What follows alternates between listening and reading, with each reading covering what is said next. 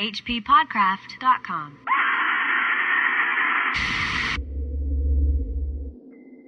The final swoop of the night gaunts and mounted ghouls was very sudden. Each of the grayish toad-like blasphemies and their almost human slaves being seized by a group of night gaunts before a sound was made. The moon beasts, of course, were voiceless, and even the slaves had little chance to scream before rubbery paws choked them into silence. Horrible were the writhings of those great jellyish abnormalities as the sardonic night gaunts clutched them, but nothing availed against the strength of those black prehensile talons. When a moon beast writhed too violently, a night gaunt would seize and pull its quivering pink tentacles, which seemed to hurt so much that the victim would cease its struggles. Carter expected to see much slaughter, but found that the ghouls were far subtler in their plans. They glibbered certain simple orders to the night gaunts which held the captives, trusting the rest to instinct, and soon the hapless creatures were borne silently away into the great abyss, to be distributed impartially amongst the voles, gugs, ghasts, and other dwellers in darkness, whose modes of nourishment are not painless to their chosen victims. Whoa. That is not a pleasant beginning to this episode.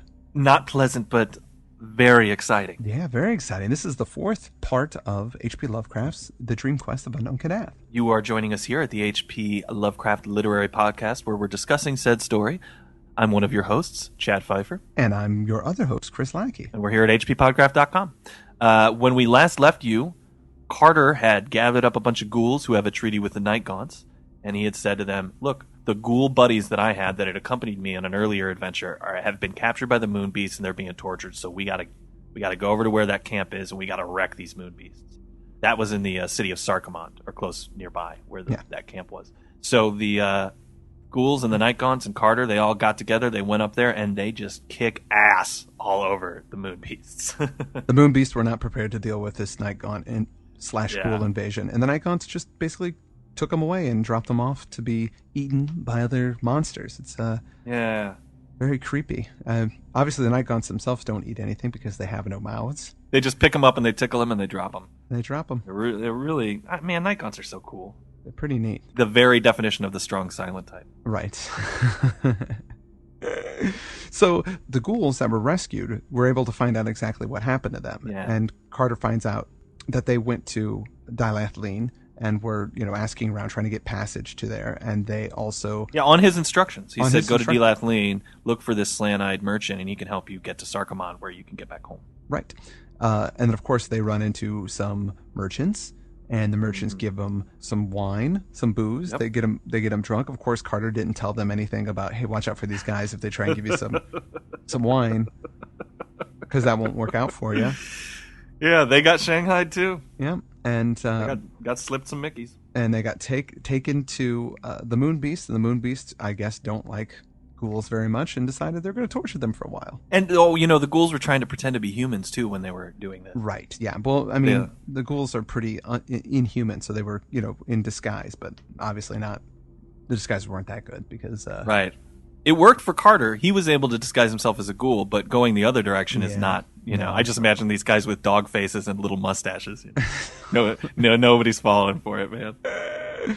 Yeah, right. Yeah. So they didn't work out for them. That would be a great scene. All kinds of uncomfortable things could happen. They don't know what to order at the restaurant. Do you have flesh? Meat me.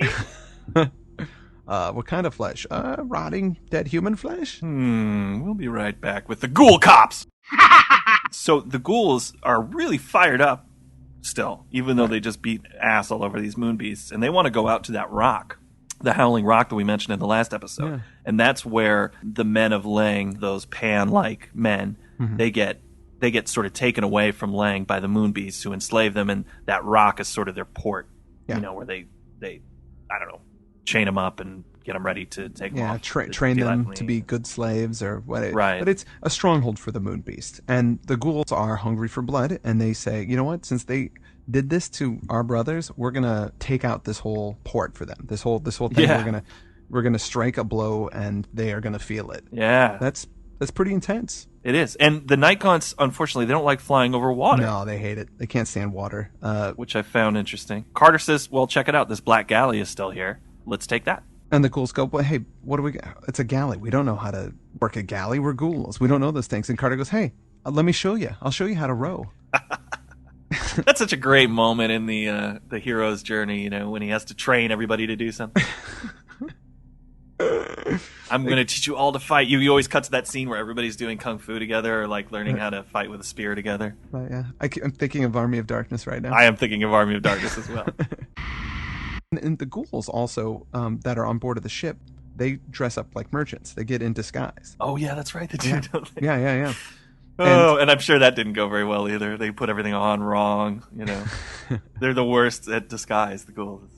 That's their weakness. It's true. It doesn't work out because they store the night gaunts under the ship too. Yeah, they hide below deck. All the night gaunts are below deck, and so they take the boat to this island. And as they're coming in, the ghouls are dressed up like merchants. So there's people working on the boat, and so whoever sees the boat coming in, they'll see the guys dressed up like the merchants. Their plan is really awesome. They just want to pull into the harbor, unleash the night gaunts, and then back out. And let them do their business. Yeah, exactly. It's just like they're like predator drones or something like that. Yeah. But the moon beasts, they're not too dumb. No. Well, what happens is they pull into the wrong dock because the boat was supposed to obviously had a predetermined location, but nobody knew that what it was. And when they started moving to another dock, the moon beasts were like, wait a minute, you should be going over. I guess they were pointing. I don't know. They don't. It doesn't explain how they know, but they know that they went at the wrong dock, and then they start freaking out, and so that's when they unleash the night gaunts. The jellyfish moon beasts had procured a great pole and were trying to push off the invading ship, but when the night gaunts struck them, they thought of such things no more. It was a very terrible spectacle to see those faceless and rubbery ticklers at their pastime, and tremendously impressive to watch the dense cloud of them spreading through the town and up the winding roadway to the reaches above. Sometimes a group of the black flutterers would drop a toad-like prisoner from aloft by mistake, and the manner in which the victim would burst was highly offensive to the sight and smell. When the last of the night gaunts had left the galley, the ghoulish leaders glibbered an order of withdrawal, and the rowers pulled quietly out of the harbor between the gray headlands, while still the town was a chaos of battle and conquest. Man, that's pretty nasty. They would burst. Yeah, that's some good stuff. Yeah. So the night gaunts just kind of flutter around for a while on the island because they're afraid to go fly over the water. Yeah, I thought that the ghouls actually they're pretty interesting psychologists because they knew, well, you know what's going to happen? The night gaunts will forget that they're afraid of water because they'll want to leave so much, and then they'll go. Yeah, they'll man up and they'll go. They knew enough about night gaunt psychology to confidently say that they wouldn't just stay on that rock forever. I don't know. I thought that was pretty interesting. Yeah, I did too. Yeah, the ghouls are really awesome people, man. They're super loyal. Yeah, they're not good at disguise, but you know they know about. They've got treaties with night gaunts. Like Nyarlathotep is probably afraid of night gaunts. That's going pretty far there, Chad. I don't know if that's true.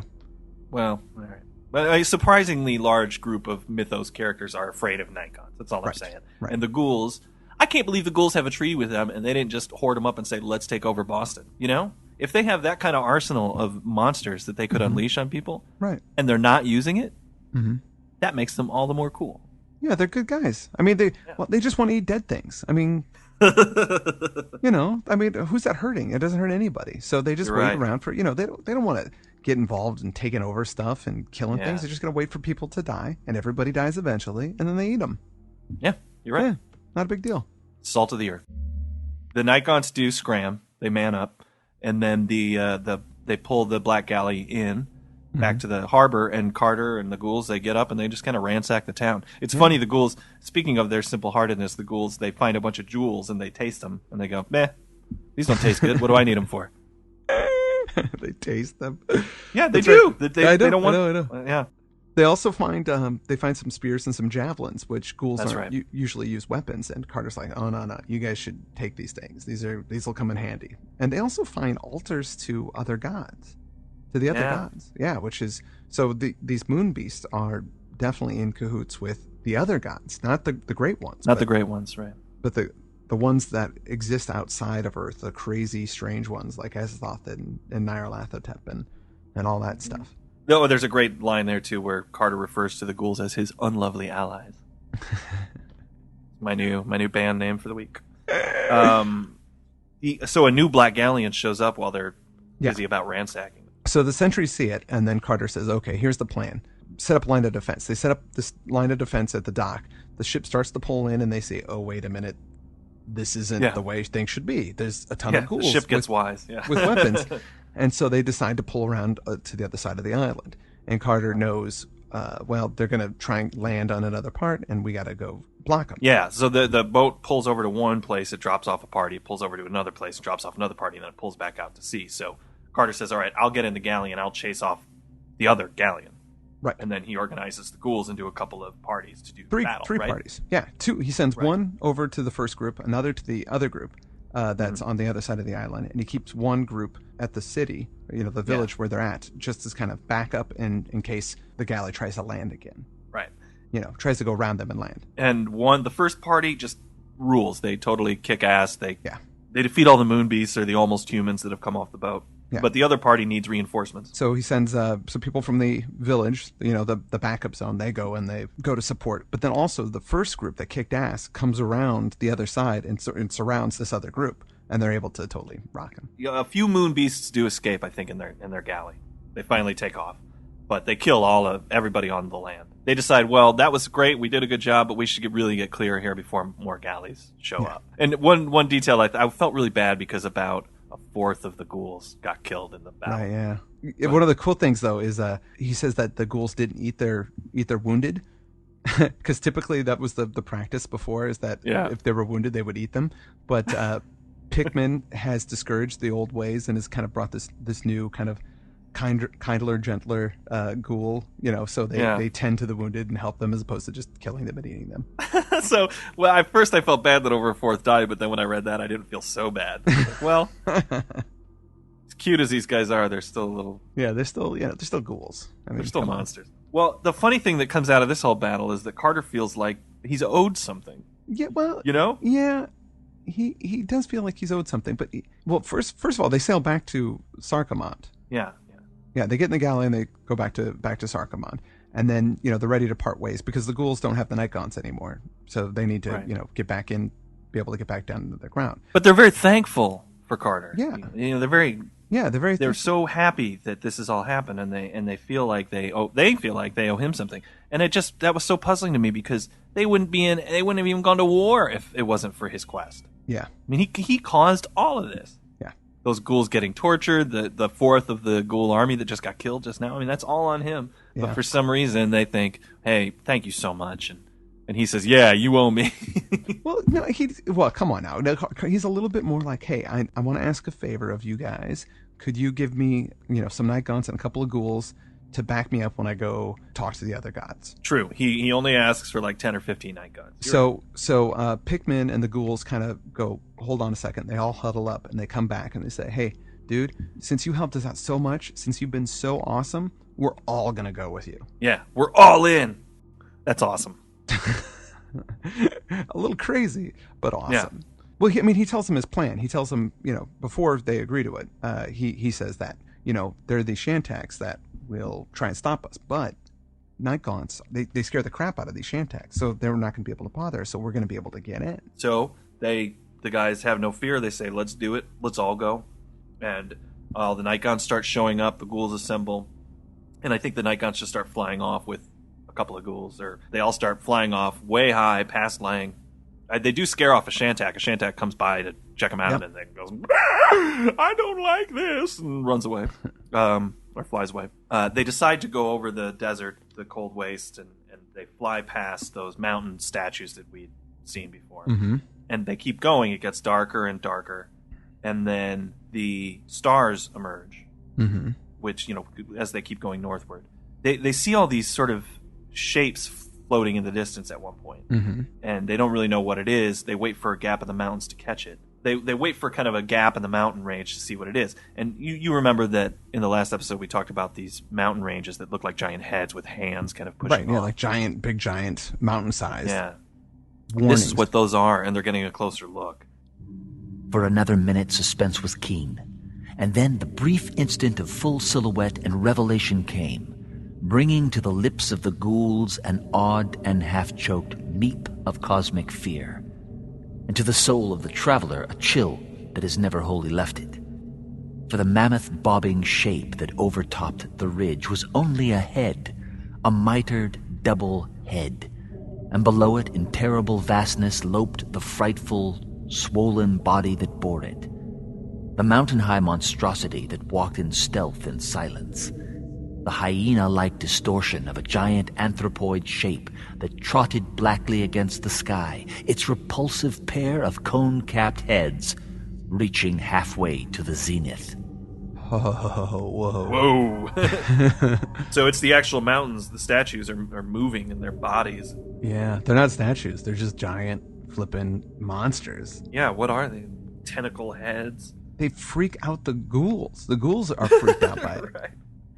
And Pikmin tells everybody, let's go higher. Yeah. Let's get away from all this stuff. He glibbers that out. They keep flying up higher and higher and higher, and then they realize that the Nikons aren't even flapping anymore. They're just kind of floating out in space, and then they're caught in something. Something has got a hold of them, and it starts pulling them down. It's like a wind of force. Some powerful force is plucking them out of space. It's a tractor beam, isn't it? It is a tractor beam. As they get closer, they see this beacon that's kind of drawing them forward. Mm-hmm. It's got to be the most insane giant mountain since they're basically in outer space. Yeah. Higher than anything. And then he sees in the light by that beacon the shapes of towers. Then Randolph Carter knew that his quest was done, and that he saw above him the goal of all forbidden steps and audacious visions, the fabulous, the incredible home of the great ones atop unknown Kadath.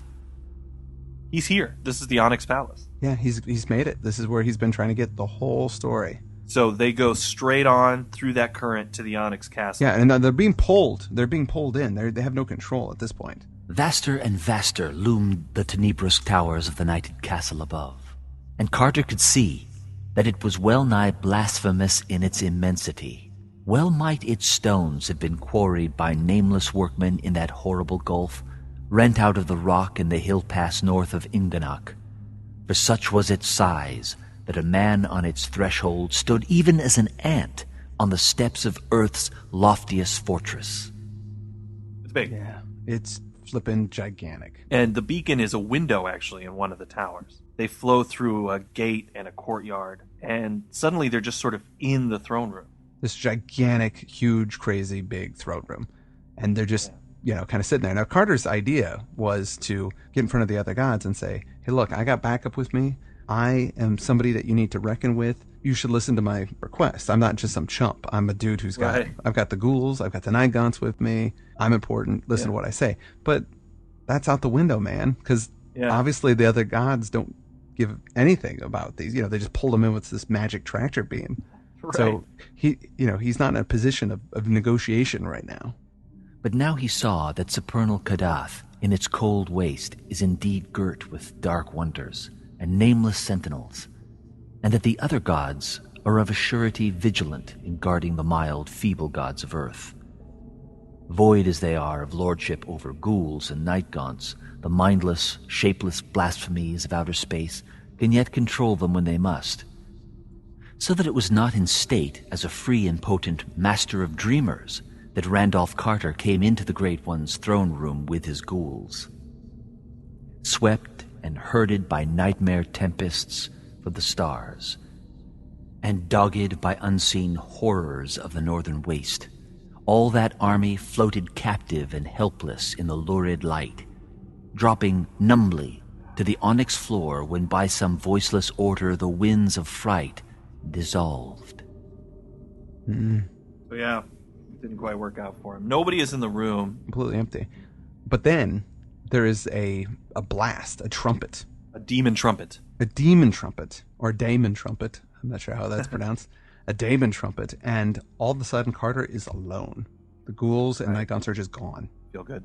No, it doesn't. It doesn't. So he's sitting there by himself, in this gigantic chamber, and two columns of giant black slaves and iridescent loincloths come out. And yeah, a little strange here. Keep going. And upon upon their heads, they've got these they have helmets, gigantic helmets with torches of metal on them. This is like a Dead or Alive concert. This. Sorry. They're coming down. They have in their hands, they have crystal wands, which I'm a little confused. But what do the wands do? They I don't know. They light up something, or they just have wands in their hand. I don't know, but they're like Egyptian servants, kind of, right? They come out in these columns, and there's they're basically a procession. It's kind of a procession. Yeah, and they have armlets and anklets, and they're all done up very Egyptian style, and they walk very somberly. They're slaves. They're like big overly done, flamboyant, fabulous slaves. It's very Egyptian. Yeah.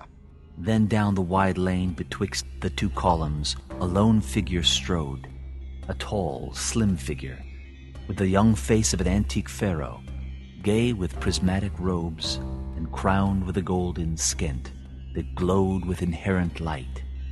Close up to Carter strode that regal figure, whose proud carriage and swart features had in them the fascination of a dark god or fallen archangel, and around whose eyes there lurked the languid sparkle of capricious humor. It spoke, and in its mellow tones there rippled the mild music of Lethean streams. Very flamboyant dude comes out of this, and obviously important. Right. But he's a person. That's one of the things that kind of shocked me. It's not a big amorphous, tentacled monster. It's not some weird, weird creature. He's a very noble, heavy-looking guy, and he says, "Randolph, you come to see the great ones. That's unlawful. Yeah. Men aren't supposed to do that. There's this guy Barzai the Wise. I know you know this. He climbed Hatheg Claw to see the great ones, and then he got sucked up into the sky. There was another dude, Zenig of Afarat. He tried to get out here like you're doing, and his skull is now set in the ring on the little finger of somebody I need not name. I don't know who that is." Yeah. But you, Randolph Carter, have braved all things of Earth's dreamland, and burn still with the flame of quest. You came not as one curious, but as one seeking his due, nor have you failed ever in reverence toward the mild gods of Earth. Yet have these gods kept you from the marvelous sunset city of your dreams, and wholly through their own small covetousness, for verily they craved the weird loveliness of that which your fancy had fashioned, and vowed that henceforward no other spot should be their abode. Whoa. Son of a bitch. So he gets there, and the Great Ones have split. They're not there anymore. Yeah, they're in his city. They're in his city, partying. It's a double cross. Yeah. They didn't want him to see it because they want it. Yeah, they were covetous jerks, and now they're there rocking it in this golden city of his. And they're there every day doing all the stuff that he wants to do. This pharaoh says to him, "You dream too well. It's your fault." Yeah, you shouldn't have made it so cool. But he also lets him in on some stuff here. This is where this pharaoh guy breaks it down for him. He says, "Hey, look, that place that you dream of. It's how you made it, where it comes from, what it is. For know you that your gold and marble city of wonder is only the sum of what you have seen and loved in youth. It is the glory of Boston's hillside roofs and western windows aflame with sunset, and the flower-fragrant common, and the great dome on the hill, and the tangle of gables and chimneys in the violet valley where the many-bridged Charles flows drowsily. These things you saw, Randolph Carter, when your nurse first wheeled you out in the springtime, and they will be the last things you will ever see with eyes of memory and of love. These, Randolph Carter, are your city, for they are yourself. New England bore you, and into your soul she poured a liquid loveliness which cannot die. This loveliness, molded, crystallized, and polished by years of memory and dreaming, is your terraced wonder of elusive sunsets. And to find that marble parapet with curious urns and carven rail, and descend at last those endless balustraded steps to the city of broad squares and prismatic fountains, you need only to turn back to the thoughts and visions of your wistful boyhood. Yeah, it's just New England. Yeah, that's the city. I mean, so the whole time that Carter's been trying to find this place, he's there already. Yeah, and this man says to him even, you would have been dead already because of all the stuff you've pulled if it weren't for the fact that it's in your power alone, since you created this city, to get the Great Ones out of there. Yeah, and that I need you, basically, is what he says. He goes, you need to go into that city and get them out of there. It's funny. It's a cool little part when he's talking about it. He says he names some real places and then some places that aren't real. He says there's Salem, there's Marblehead, there's Providence, Newport, Arkham, Kingsport. He kind of bundles them all together. This is the place that you created. And obviously this ties very closely to Lovecraft and how he feels about Providence, especially after returning from being away in New York for a few years. Yeah. And it's exactly as Kirani said earlier in the midpoint of the story. That's the stuff. Right, yeah. This is what it's about. Well, this guy has a plan for him. He says, look, I want you to go back there. I'm going to, Yogash the Black will help you. And so, I don't know, a Shantak shows up and there's a jockey named Yogash the Black, and he helps him up on the Shantak, and he says, go back to your city, show him your Shantak. The gods will know that you mean business. Tell him, but you need to talk to him. Tell him how great Kadath is. Make them remember that they shouldn't be in the place that they are right now until they feel so bad that they left Kadath behind that they want to come back. And then they'll miss it. He just says, hey, look, they're going to miss it. They're going to get homesick, and they're going to want to come back. You are off. Send back Earth's gods to their haunts on unknown Kadath, and pray to all space that you may never meet me in my 1,000 other forms. Farewell, Randolph Carter, and beware, for I am Nyarlathotep, the crawling chaos. Wow! Oh my God! Look at that. He was Nyarlathotep. It's that itinerant showman. Yeah, we've seen him before. Yeah, we have. Well, and he's obviously has many other forms. He's always changing. He's kind of mercurial. You don't know when you're going to be dealing with Nyarlathotep. Yeah, the dark man in the woods, or the scientist Tesla kind of figure that came out of ancient Egypt, and then we have him here. So it's pretty cool, man. And then Nyarlathotep gives him instructions. He tells him, okay, first you're going to have to steer this way up into the sky. You're going up for Vega. And you're going to hear some singing sounds. And now when you hear that, you have to turn left. And if you don't, you're going to end up in the center of the universe. And that's where Azathoth is. And it's going to be bad. So you don't do that. Okay? Mm-hmm. And then they take off. The Shantak and Randolph, they go blasting through space. And he does hear that singing. But the Shantak won't take the left, right? No, he won't do it. He won't go. Shantak stays true, keeps going towards the middle of space, which he knows that's where the mindless demon Sultan Azathoth is. And he does not want to go there. So at this point, he thinks he's been duped by Nyarlathotep, or he thinks he's been duped. Now this is very confusing because I've read this and I don't quite get that he was duped by Nyarlathotep. When I first read it, I agree with you. I didn't think he'd been duped. I just thought maybe he was having some problems with the Shantak. I mean, the way that we're getting close to the end of the story here, and the way it ends is sort of almost dreamlike. In a way. No, not in a way. It's dreamlike. The way that the things kind of progress at the end of the story is it's sort of nonsensical in a way. But I did feel like he got the proper instructions from Nyarlathotep and he was just executing them. But when I did read summaries of this, they all say that Nyarlathotep was tricking him. Mm-hmm. Yeah. And really he was sending him off to go see Azathoth. But if he was tricking him, why did he give him all that information that was true? Was it true? That's one of the things that I'm really confused about. Are the Great Ones really in the old city? I don't know. Well... That's never answered, because basically, this part's pretty confusing, and there doesn't seem to be any real clear-cut answers, except for Carter knows he doesn't want to go to the center of the universe, and so he leaps off of the Shantak. He just jumps. I mean, they're going through this black gulf of space and time. It's sort of like he described before when he was going to the moon, and there were these dark, tittering things in space. It's a scary place to be by yourself. Certainly, you don't want to be floating down through there. But he just does it. He leaps. Yeah, he really doesn't have much of a choice, really. When he leap, he could go see Azathoth and try and talk him out of it. I don't know. But he goes back through the birth of the universe. Yeah, but then he starts to think. He starts to think about the things that things get really at this point just really crazy and trippy. It's just everything's getting wacky, and he's seeing time and everything happen again, like everything that's ever been and ever will be. He witnesses it and sees it, and it's all crazy. And he falls and he falls and he falls and he falls down. But he remembers what Nyarlathotep said to him. You need only turn back to thoughts and visions of your wistful boyhood. And then he starts to think about it. And as he does...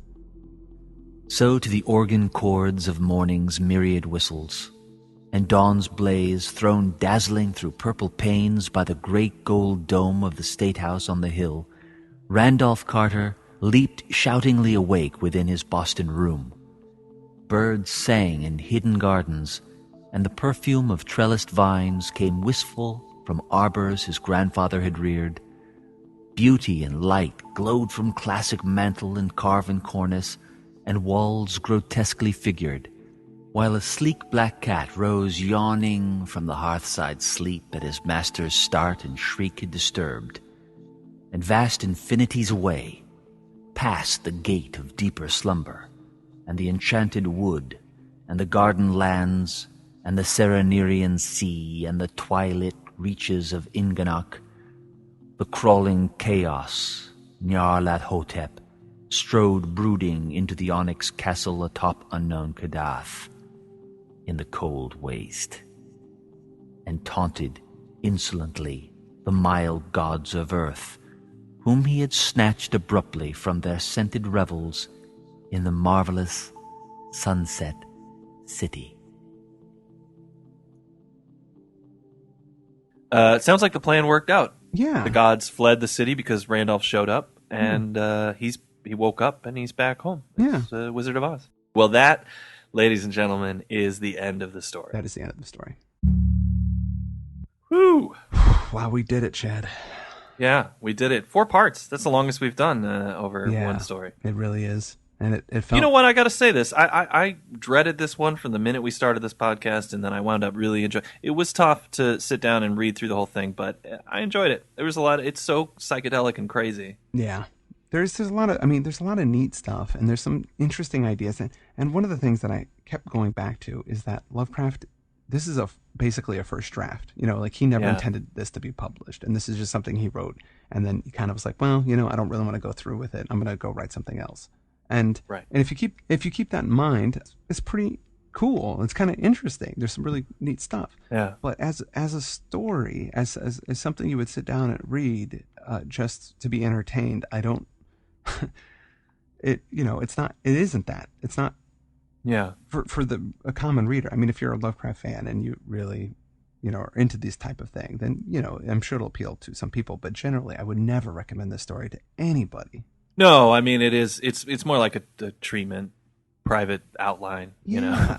But I would love, I'd love to see it get developed into a story where I don't know. I thought there's great stuff in it. It really is. Because I know it's a first draft and it wasn't something that he necessarily intended for publication or circulated even among his friends, I'm not going to be too hard on it. Yeah, no. But there are great ideas. As usual, Lovecraft's imagination is insanely cool, and I love being able to live there for a little bit of time. And I got nothing to say bad about the writing because it's wasn't really meant for public consumption. Well, it's just a lot of great, neat monsters, neat ideas, and he created his own little world there. It's pretty fascinating. Yeah. Well, a little background on it. It was he started writing it in October of 1926, and then didn't finish it until January 22nd of 1927. So he took some time, but as we talked about before with the Silver Key, he wrote that while he was writing this. Yeah. So that's I'm still a little confused about the Silver Key and this we're trying to say. I don't think it is clear cut as when we were talking with Ken before that the Sunset City is Boston. Because what it sounds like, what Nyarlathotep actually says is this city is made up of your childhood, your memories, and your memories. Right. It's not actually Boston. Right, but Ken was right that there are themes in conflict because in this story it's saying it quite clearly is saying by the ending and with what Kirani says that you are striving for these dream cities that you've never been to before, but the best stuff is already in your past. It's already there, and right. But that's it's saying it's in your past, which means you can't really go back to it. But No. In this Other story, than in memory. Yeah. in memory, but then he does go back to it, and then he's able to still get something out of it, I guess. Yeah. But it's still But the Silver Key, he was able to go back and live in that city. Yeah. And re-experience his youth, basically so that he could get the Silver Key and get the hell out of there to go experience dream cities and that sort of thing. So they're in conflict. I don't think it's something that should even be thought about that hard, because they're both dream stories and they follow a strange logic.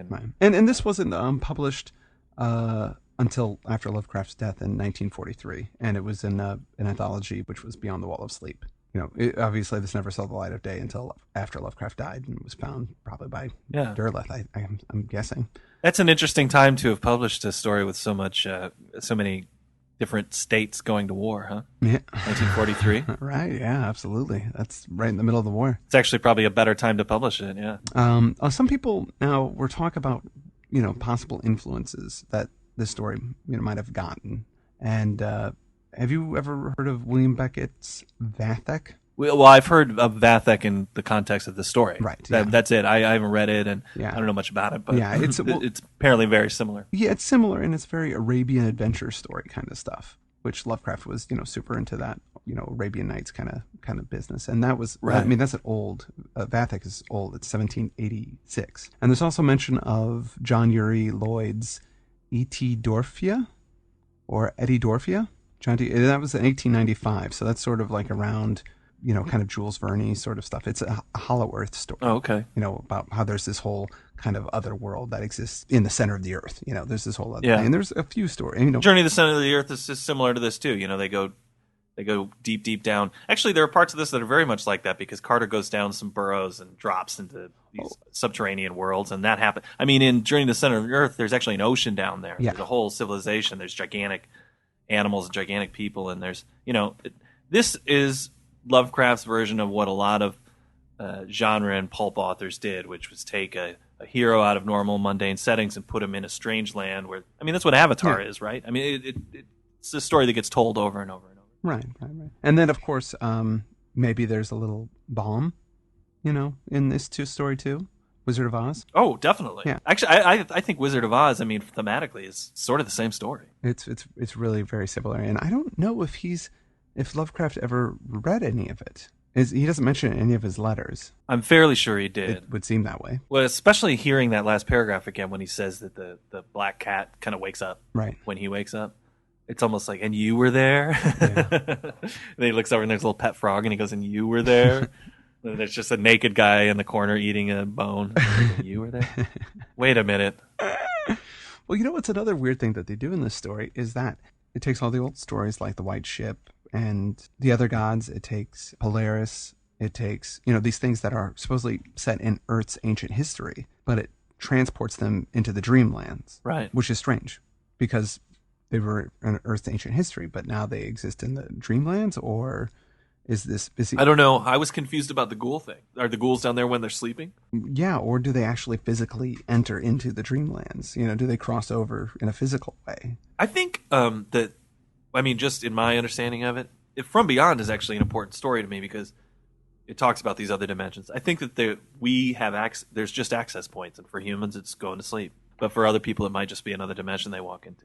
Yeah. Yeah. So there's things that exist in ancient history. They exist now in the dreamlands. It's all happening simultaneously. Yeah, and one last thing that I want to bring up too is Sure. Some people talk about this as being kind of the full version of Azathoth.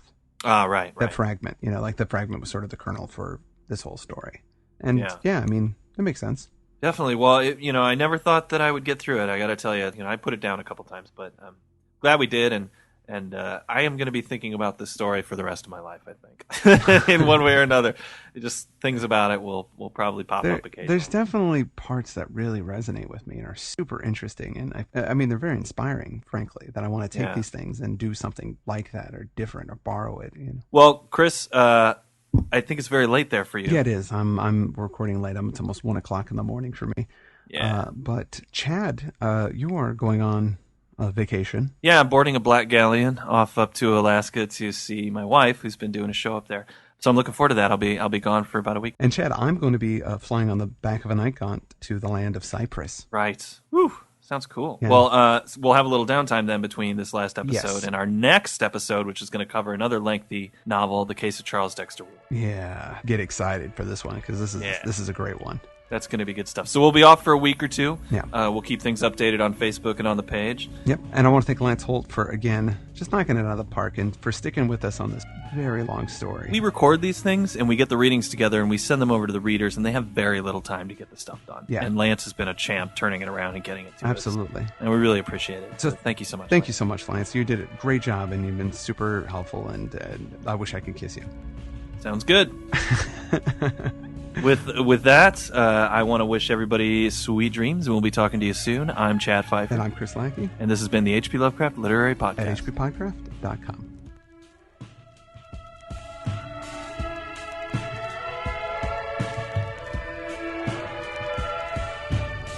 hppodcraft.com.